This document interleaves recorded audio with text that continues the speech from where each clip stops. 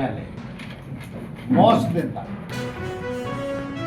ಯಾರ ಕುತಂತ್ರದಿಂದ ಗೊತ್ತಿಲ್ಲ ಅದನ್ನು ಕೋರ್ಟಿಗೆ ಹಾಕಿಸಿ ಪಾರ್ಸಲಿ ತಡೆಯಾಜ್ಞೆಯನ್ನು ತಂದರು. ಪಾರ್ಸಲಿ ತಡೆಯಾಜ್ಞೆ ತಂದರೆ ಅದು ಫೈನಲ್ ಆಗಲಿ. ಕೋರ್ಟಲ್ಲಿ ಯಾರೋ ಕೇಸ್ ಹಾಕಿದ್ರು, ದಾವೆ ಹೂಡಿದ್ರು. ಆ ದಾವೆಗೆ ಸರ್ಕಾರದಿಂದ ಅಡ್ವೊಕೇಟ್ ಜನರಲ್ ಆಗಲಿ, ಸ್ಪೆಷಲ್ ಕೌನ್ಸಿಲನ್ನು ನೇಮಿಸಿದ್ರು ಸರ್ಕಾರ, ಅವರಾಗಲಿ ಅಥವಾ ಅಧಿಕಾರಿಗಳಾಗಲಿ ಹೈಕೋರ್ಟ್ ಮುಂದೆ ಹಾಜರಾಗಿ 4 ತಿಂಗಳಾಗಲಿ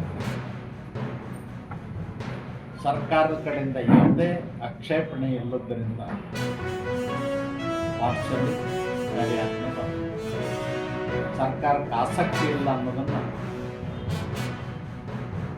ಸರ್ಕಾರ ನಿರ್ಲಕ್ಷ್ಯತೆಯಿಂದ ತೋರಿದ್ದರಿಂದ ಕೋರ್ಟ್ ಪಾರ್ಸಲಿ ಅದಕ್ಕೆ ಹೊಣೆಯನ್ನು ಸಿದ್ದರಾಮಯ್ಯನವ್ರ ಸರ್ಕಾರ ಬರಬೇಕಾಗಿದೆ. ಇವ್ರ ದುರುದ್ದೇಶ ಏನಿದೆ ಅಂದರೆ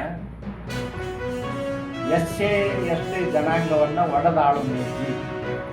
ಒಂದೇ ಎರಡೇ ಜನಾಂಗದವ್ರು ಏನು ಮೀಸಲಾತಿ ಸೌಲಭ್ಯವನ್ನು ಕಬಳಿಸ್ತಾ ಇದ್ದಾರ, ಅವ್ರಿಗೆ ಬೆನ್ನಿಗೆ ನಿಂತಂಥ ಸಿದ್ದರಾಮಯ್ಯನವ್ರ ಸರ್ಕಾರ ಇದು ಸಾಮಾಜಿಕ ನ್ಯಾಯದ ಸರ್ಕಾರ ಅಲ್ಲ.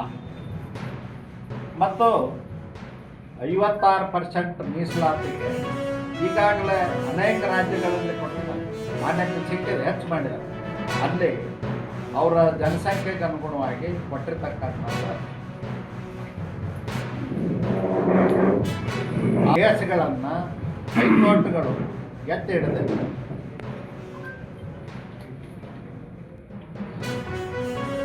ನಲ್ಲಿ ಯಾರು ಕಾಂಗ್ರೆಸ್ನ ಪ್ರಭಾ ಪೋಷಿತರು 56% ಆಗಬಾರ್ದು ಅಂತ ಹೋಗಿದ್ರು, ಅವಾಗ ಸರ್ಕಾರ ತನ್ನ ವಾದವನ್ನು ಮಂಡಿಸಬೇಕಾಗಿತ್ತು.